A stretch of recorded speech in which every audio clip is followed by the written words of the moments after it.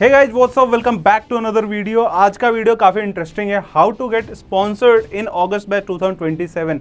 सो बहुत सारे बच्चे जो ऑलरेडी क्लास 12 कंप्लीट कर चुके हैं या फिर क्लास 12 में हो गए या फिर इंप्रूवमेंट एग्जामिनेशन दे रहे होगे, सो आप जरूर डिप्लोमा इन नॉटिकल साइंस के लिए ही सोच रहे होगे and diploma in nautical science के लिए स्पॉन्सरशिप जरूरी है। तो before moving forward directly to the main part, मैं आपको बताना चाहता हूँ कि अगर आप प्रिपरेशन कर रहे हो एंड अगर आपको गाइडेंस चाहिए तो फटाफट नीचे जो डिस्क्रिप्शन बॉक्स में गूगल फॉर्म है उसको भर दो एंड चैनल को सब्सक्राइब कर दो। ऐसे ही इंटरेस्टिंग वीडियो फॉर 2027 आपको मिलते रहेंगे।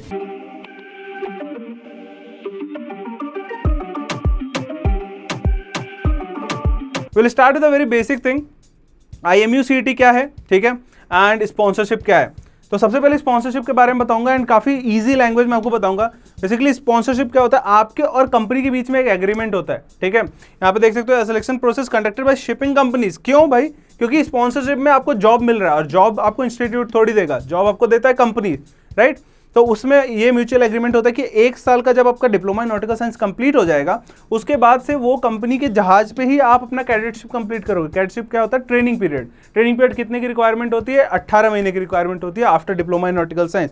This is what sponsorship is. And IMU CET क्या है? IMU CET is Indian Maritime University Common Entrance Test. Entrance examination है for merchant navy in India. अगर आपको इंडिया में मर्चेंट नेवी ज्वाइन करना है आफ्टर क्लास 12 तो ये एग्जामिनेशन आपको देना ही पड़ेगा। अगर नहीं देते हो, अगर क्वालिफाई नहीं करते, कोई रैंक नहीं आता है, आपका कहीं एडमिशन नहीं होने वाला। अगर हो रहा है तो that is fake, right. So this is a basic thing, what is merchant navy, what is IMU CET and sponsorship अपना डन हो गया।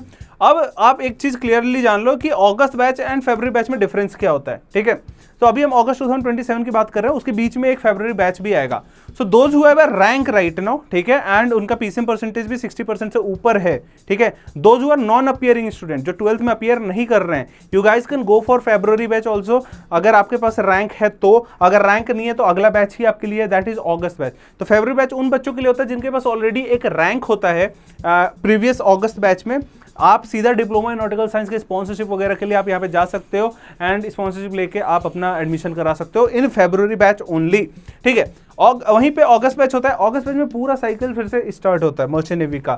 इसमें आपको DNS, BSc, BTech तीनों ऑप्शंस होते हैं। IMU CET एग्जामिनेशन फिर से आपको क्लियर करना पड़ता है।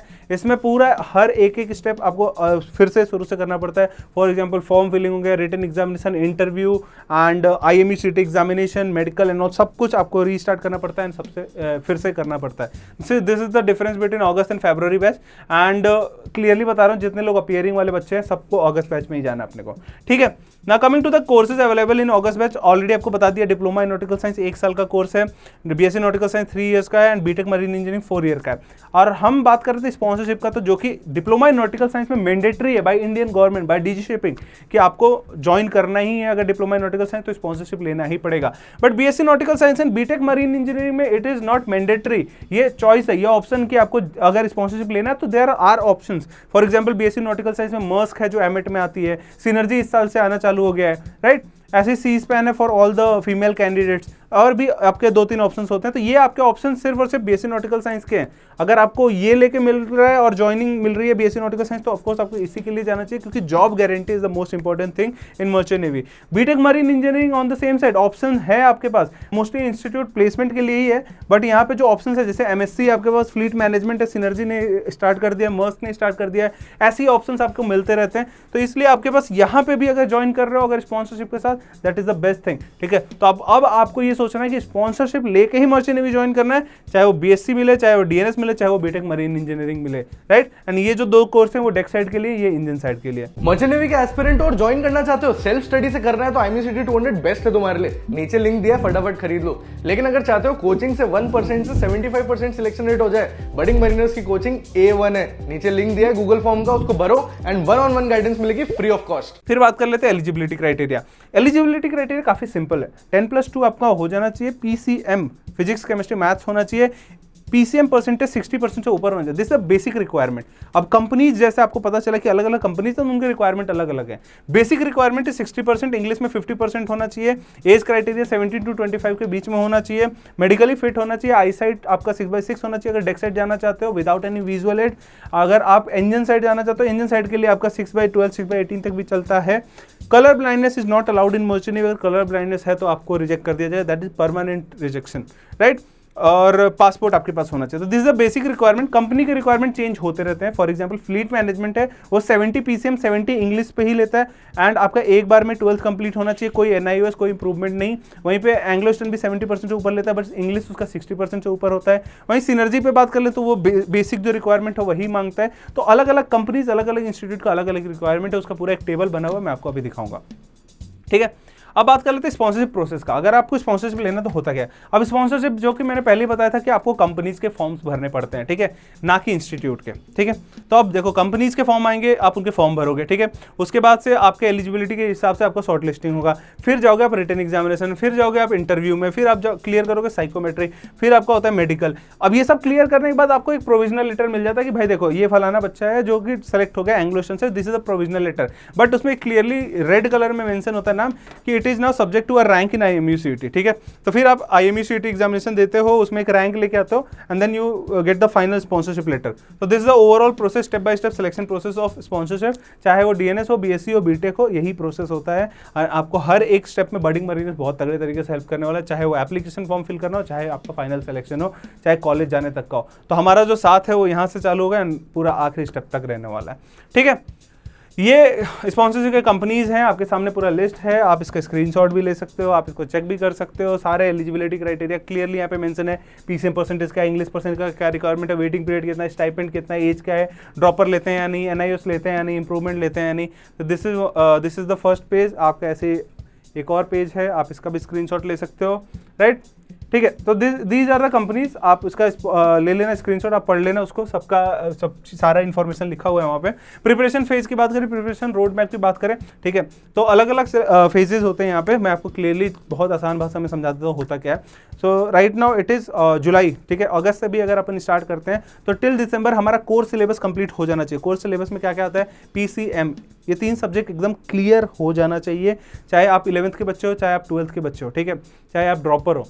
12th के बच्चों के लिए और ज़्यादा जरूरी है कि दिसंबर में खत्म हो जाए, क्योंकि उसके बाद आपका बोर्ड एग्जामिनेशन भी पड़ता है, राइट। तो दिस इज द थिंग, आपका कोर्स सब्जेक्ट वहाँ खत्म होगा, उसके बाद से रिवीजन चालू होगा, उसके बाद से मॉक टेस्ट पूरा अच्छे से तैयारी करना चालू करोगे।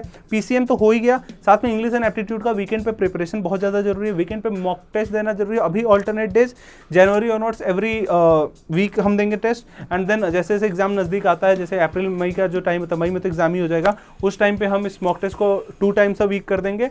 And actually mock test based उस पे होना चाहिए IMUCET के एक्चुअल सिलेबस पे।